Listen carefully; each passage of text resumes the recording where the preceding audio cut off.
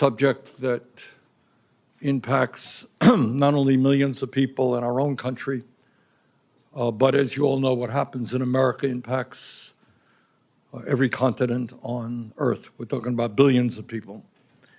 And I'd also like to thank our speakers who will be presenting in a moment, Dr. Georgie Benjamin from the American Public Health Association, Dr. Woody Kessel from Doctors for America, and Dr. Robert Mitchell from the National Medical Association. Collectively, these organizations represent more than 100,000 doctors and healthcare professionals, and I thank them again very much for being with us today. Let me be as clear as I can be. We are now witnessing a full-blown war on science, on public health, and on truth itself. That is what we are confronting right now. At this unprecedented moment in American history, it is important to share the facts as clearly as we can. So I will take this opportunity to make a very simple point. Can't be simpler. Vaccines work, period.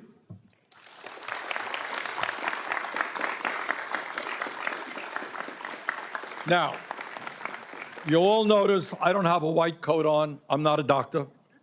I confess that I failed biology when I was in college.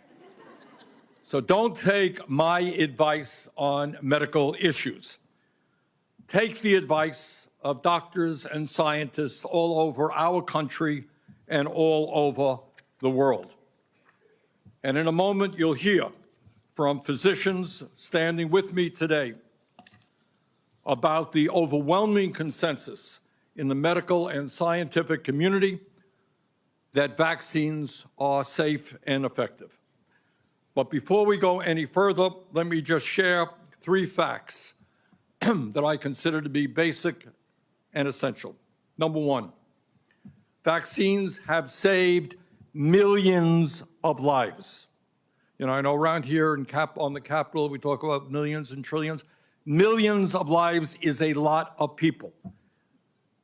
That's a lot of moms and dads who don't have to bury their children. According to a study published in The Lancet, over the past 50 years, vaccines have saved the lives of more than 150 million people around the world and cut infant mortality rates by 40%. Fact number 2, vaccines have prevented massive human suffering. It is easy to forget just how bad some of these infectious diseases were before vaccines were made widely available. It's easy to forget that. In the early 1900s, over 6,000 Americans died from the measles each and every year. In 1952, 3,000 people in America died from a polio outbreak, and many more needed leg braces, wheelchairs, and an iron lung to breathe. At the height of the COVID pandemic, we were losing, and you know this better than I do, 3,000 people every single day.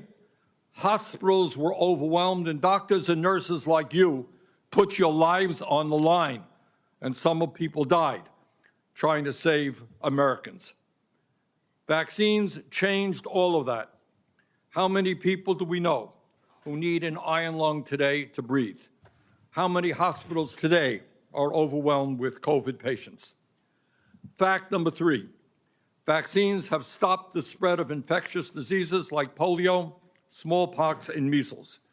According to the CDC, over the past 30 years, routine childhood vaccinations in America have prevented over 1.1 million deaths, more than 500 million cases of illness, and over 32 million hospitalizations. Unfortunately, despite all of the evidence, again, not only in the United States, but from scientists and doctors all over the world, we now have a Secretary of Health and Human Services, Secretary Kennedy, who continues to sow doubt about the efficacy of vaccines. In just 6 months, Secretary Kennedy has dismantled the vaccine review process, narrowed access to life-saving COVID vaccines, and filled scientific advisory boards with conspiracy theorists and ideologues. Further, while the Secretary has criticized politicized science, he has installed a record number of political officials at the CDC itself with no credible scientific experience. I have come to learn that this includes the acting CDC director, a former hedge fund manager with ties to the pharmaceutical industry. That's the acting CDC director. The acting CDC director's chief of staff, a former private equity lawyer who privatized airports. The acting CDC director's deputy chief of staffs, one of whom is a former realtor, another who is a personal injury lawyer. The American people do not want hedge fund managers or realtors giving medical advice. Bottom line, we need an HHS secretary who believes in science, not conspiracy theories. We need an HHS secretary who listens to doctors, not just whoever is willing to tell him what he wants to hear. We need an HHS secretary who is willing to not just say but act in ways that will make America healthy.